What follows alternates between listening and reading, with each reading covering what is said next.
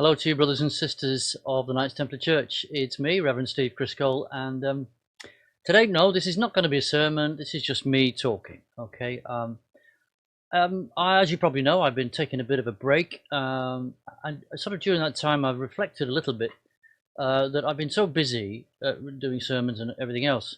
I just never got round to telling you very much about me and why I'm here. It's sort of a more personal approach to things, if you like. So this is going to be a kind of relatively brief summary, if you want to call it that, of who I am. Okay, so let's just go through some of the things. First of all, let me just say thank you very much to anybody and everybody who's been praying for me and my illness, which unfortunately is still with me, but I have to make the best of it. So I keep going. I'd like to also thank Brother Luke Moody for his input in my absence. So thank you very much to you, brother, once more. And he is also running his own church called the Templar Church of Christ, but he's also a member with us. So thanks to you, brother. So as far as breaks are concerned, what I realized is that I've been running the church now sort of, I think, about between 3 to 4 years. I can't quite remember exactly how long now, but I was and it's during that time I've only ever had a break once, I think, and that was quite short. So I think, given my circumstances such as they are, I'm going to need to take a break a little bit more often. So I just thought I'd sort of pre-warn you, as it were, that that's likely to happen.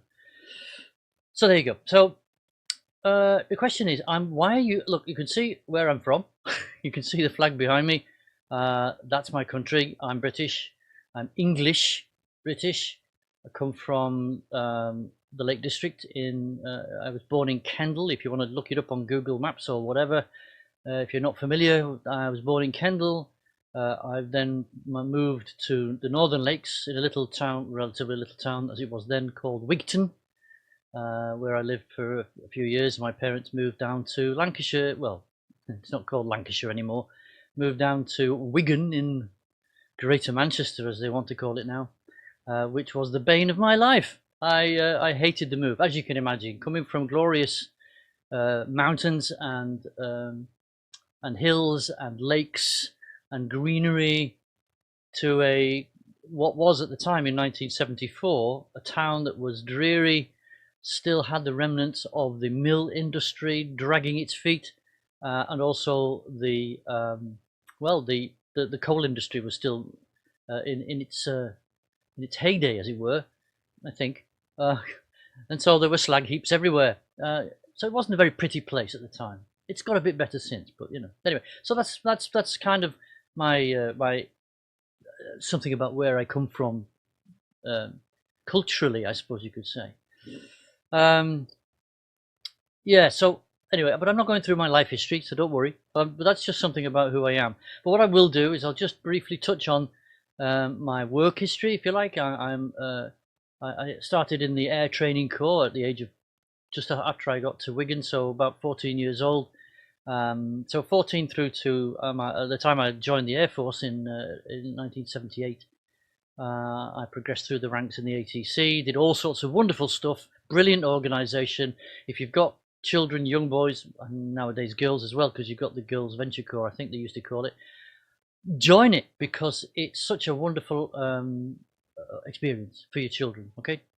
And it keeps them out of trouble, mostly, he said.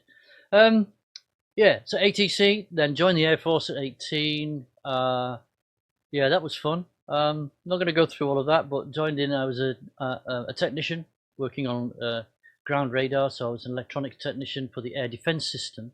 So that's not little radar; it's mega big radar, as it used to be when I joined up and while I worked on it.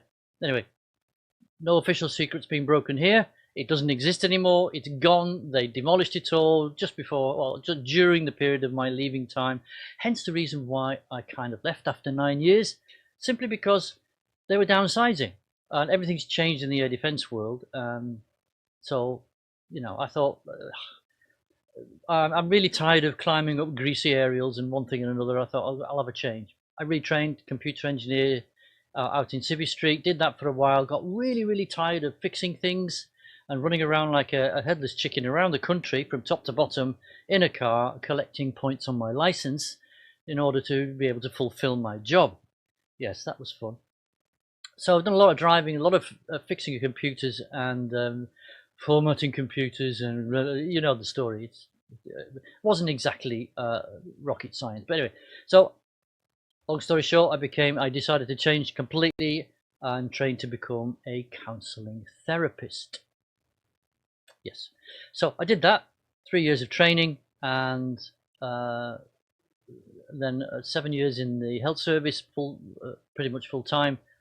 Couple of 3 years after that of private practice, and gave it up.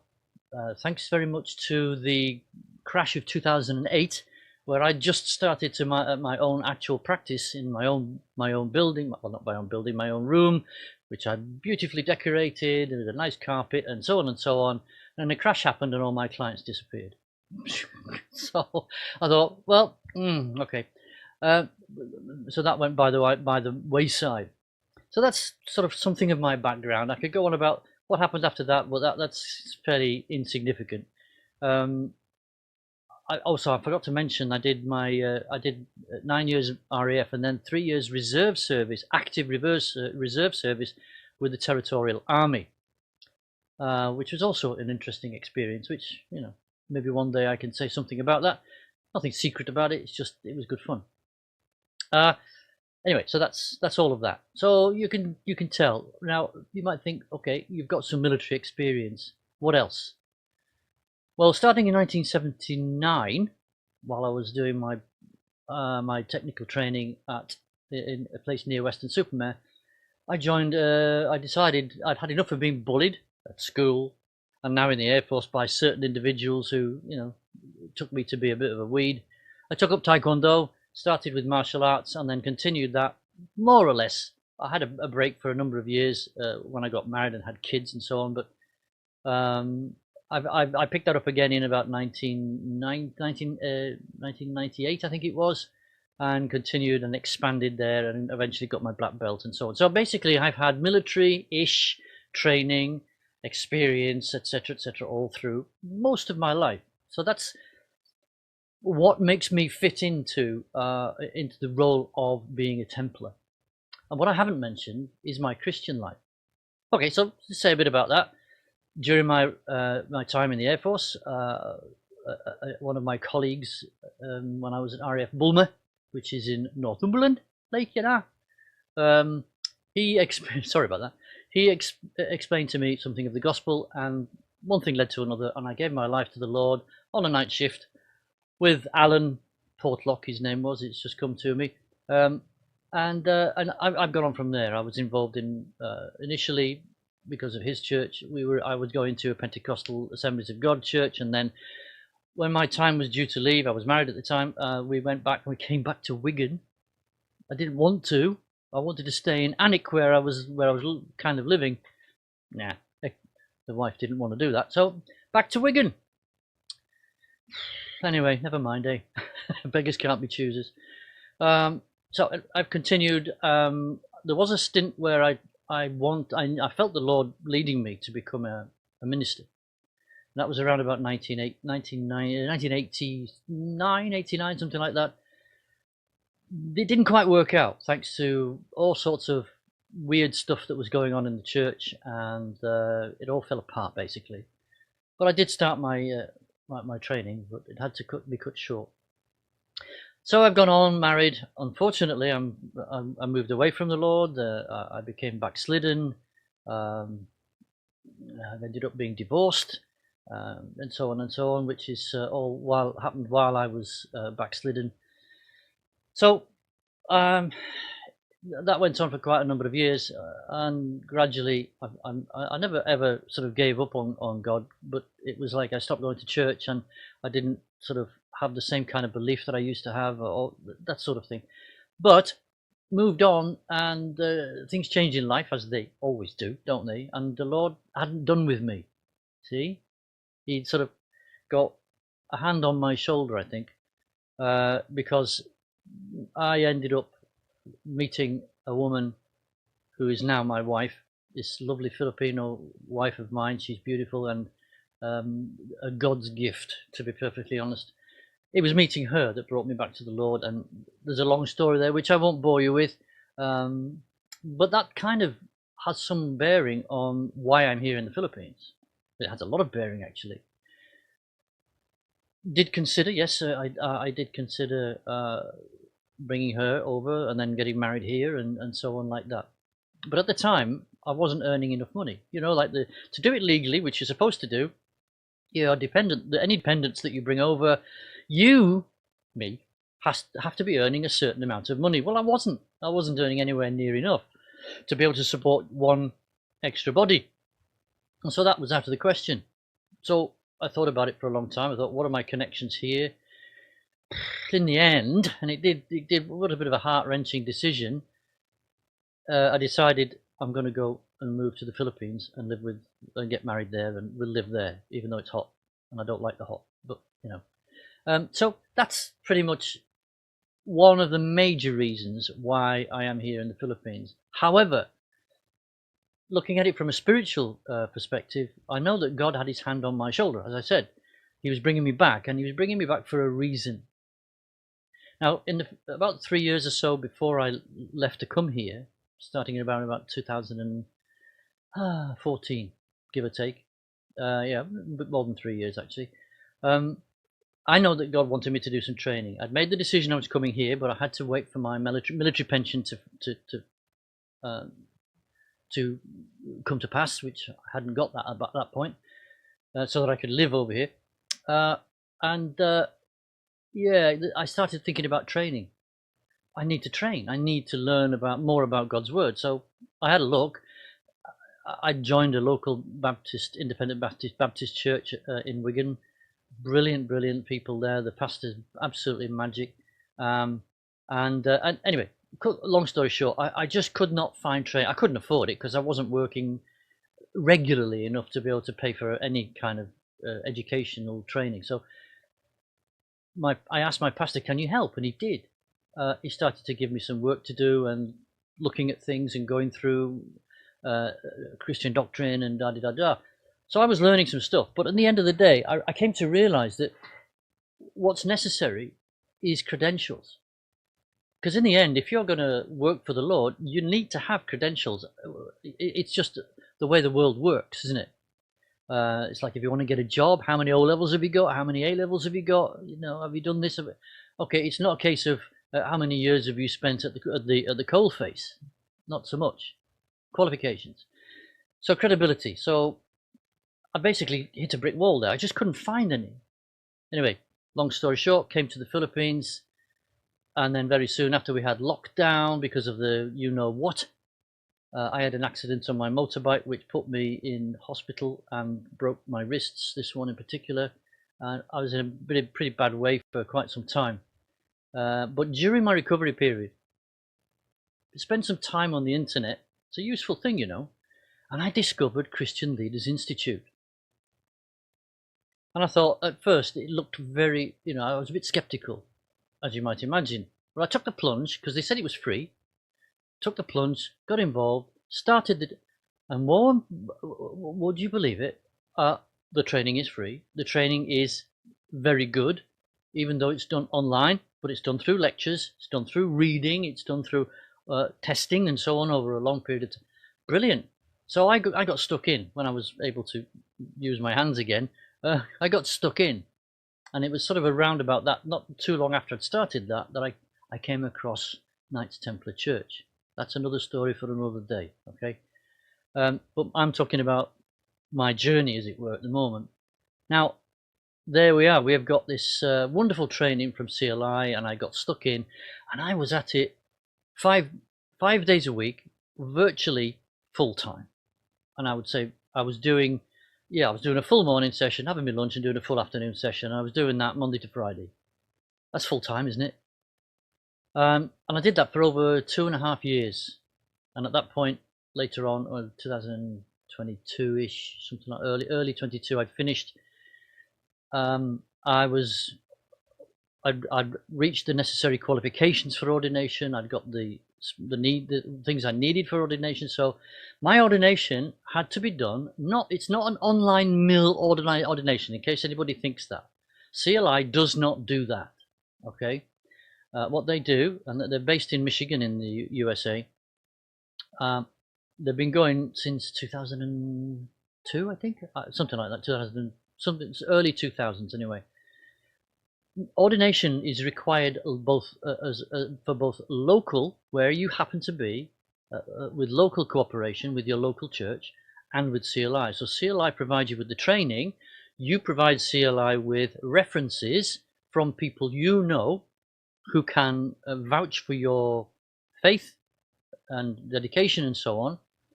But you've also got to have your local pastor.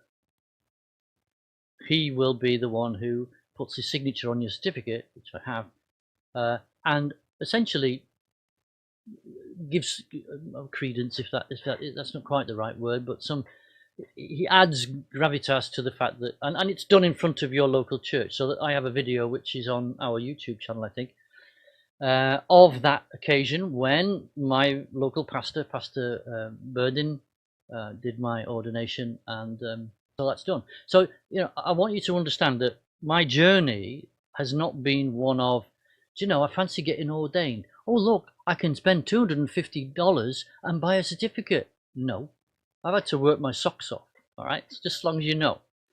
And the Lord has been with me all the way through that, and has provided me with the necessary time and ability and skills and internet connection, which is quite remarkable here where I am in the Philippines.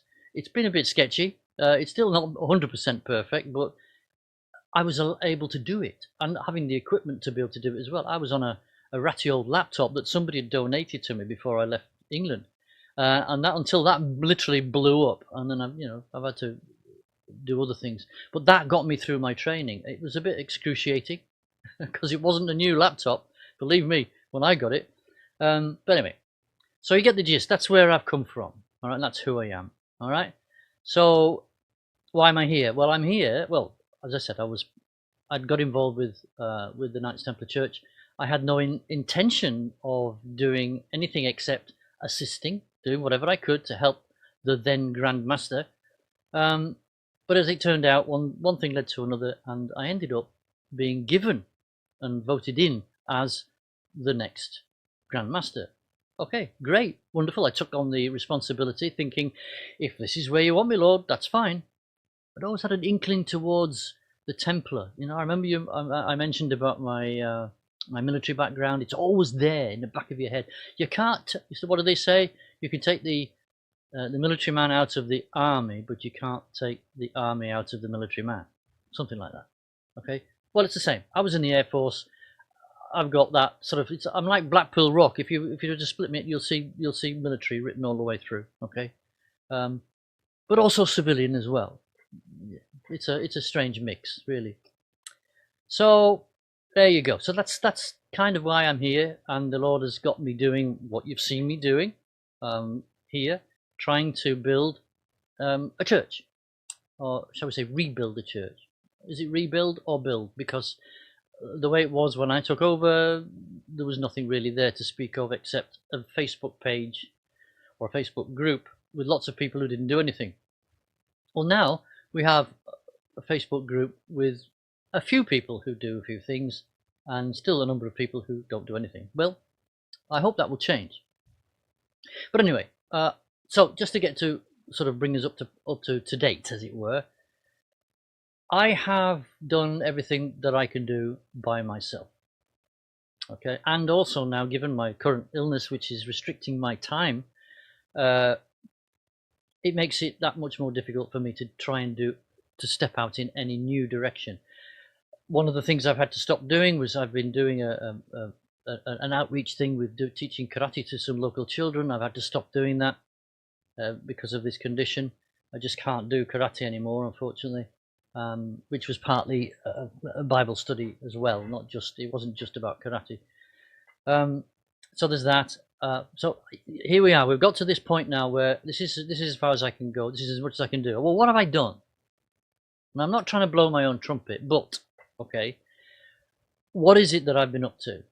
Right, you might know, you might not.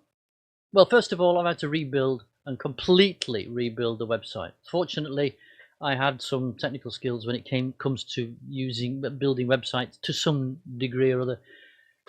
So I've been able to do that and create the church website. As you know, every week I have been doing a sermon live, and then I've been re-recording that, and the recorded version is going.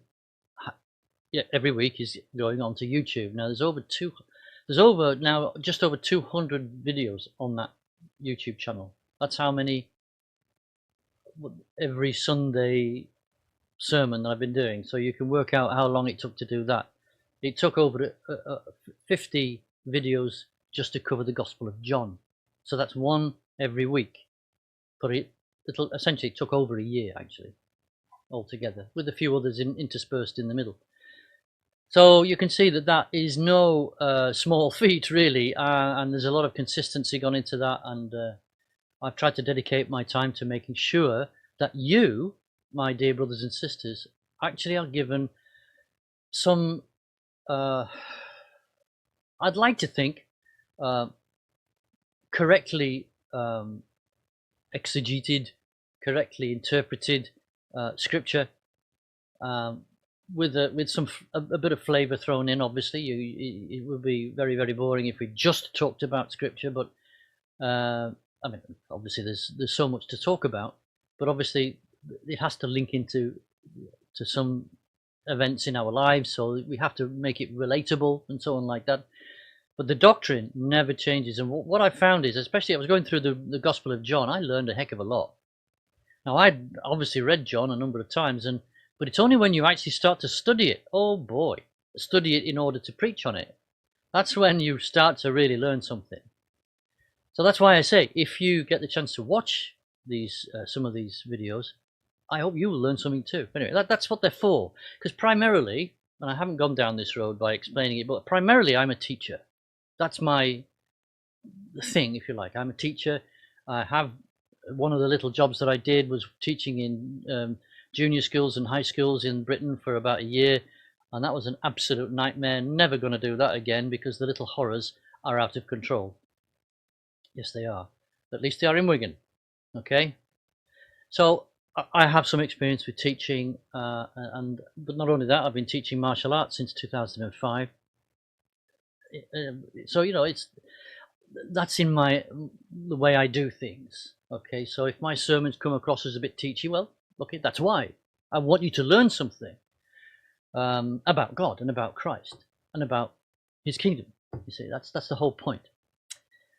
So there you go. So that's one of the things that I've been doing, and all of that takes equipment. So you've got a computer, which you're not looking at it. I am.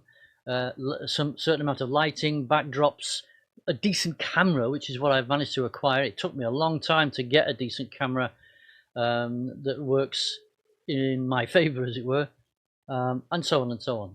All of these things, and then finding the right software that doesn't cost a fortune. In this case, it's free. An old version of OBS, which is brilliant, and it works well on my old. I'm still using Windows 7 in case anybody's interested. And it works fine, but it's taken quite some time to get everything so that it sort of melds together. No, there's no Vulcan nerve pinches in all of this.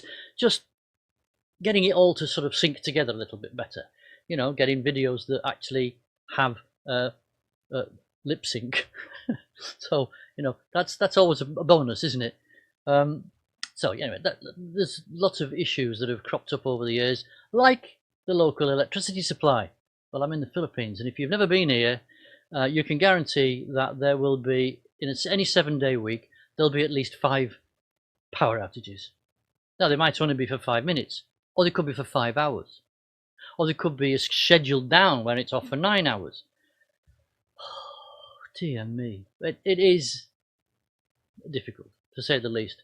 So there's that, and of course that has caused me to have to rethink, because it's blown up at least 2 of my computers because of the surges and so on. So I've had to get equipment like an auto voltage regulator, a UPS backup supply, and a new computer, as it's turned out, because it blew up the last one.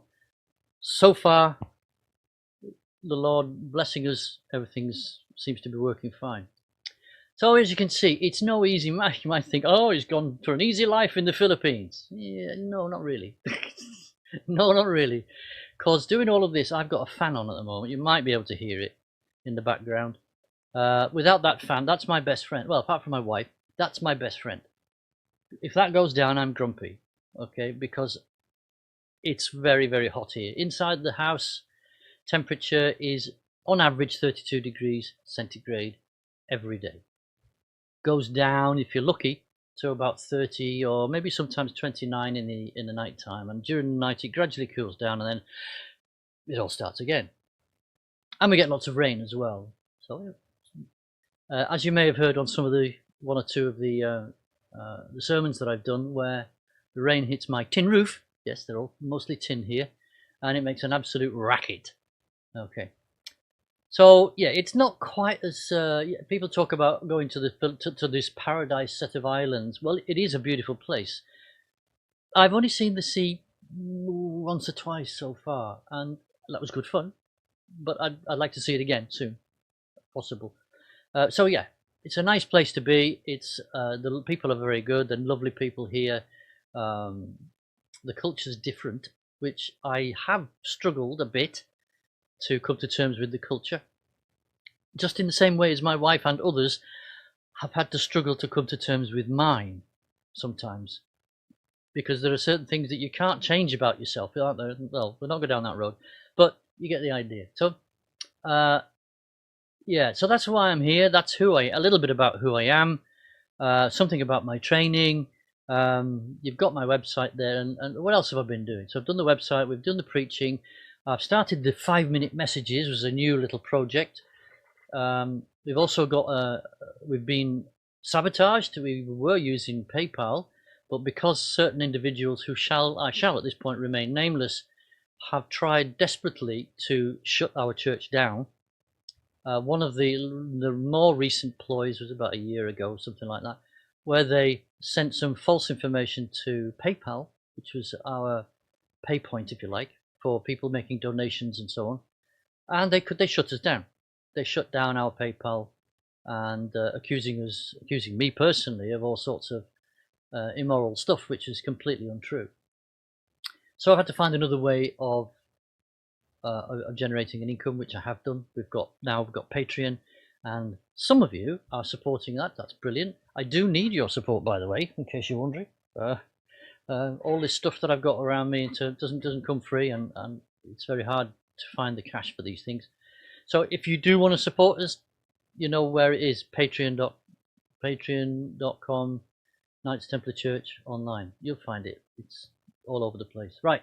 So look, I'm not doing this as a plug for you to cough up some money. I'm just mentioning it in passing. All right. So those are the things that I've been up to. Now, obviously, I've also been involved in trying to set up training for Templars who want to engage in Templar training. And I should mention, of course, our association affiliation with two organisations. The first of which is Christian Leaders Alliance. Not the Institute is the training organisation. The Alliance, same organisation, but essentially they are an umbrella organisation that provide registered religious association. And so we are registered with them. The Knights Templar Church Online is registered as a religious organisation with CLA. So that's one thing that we've done, and that's done on the basis of my good standing as an individual, as an ordained minister, and all things are okay there. So that's a good thing. So that's something else we sorted out. I want to mention the other affiliation. I will call it associate. I don't know which one it is, but we're connected. Let's go with that, to the Knights of the Knights of Solomon, Knights of the Temple of Solomon, which is a group, which is an offshoot group that came from one of our members, actually the church members. That's Brother Pip Porter, or Pip Young, depending on which name you prefer. He decided to start shall we say, a military wing, as it were. And he did that independently, and that was wonderful. But it was only when he got that going that he and I kind of had a chat, and we decided, look, I had enough on my plate. I couldn't organise personally. I just didn't have the time to be able to organise a worldwide network of Templar chapters, if you like. And so Brother Pip took that on board and did that, and has been doing that. And so we work very closely together as not the same organisation, but sort of sisters. So shall we call them sister organisations? Okay, working closely together. So my Brother Pip, as you know, is he is going through his own medical issues. So we've got Brother Dave White, who's currently running things in KOS. And those of you who are military in background, you will understand that the letters KOS do not mean what you think they mean. It's Knights of Solomon, not the other thing. All right, just bear that in mind, you with dirty minds. Okay. And if you don't know what I'm talking about, sorry, you're not ex-military, you won't know. Okay.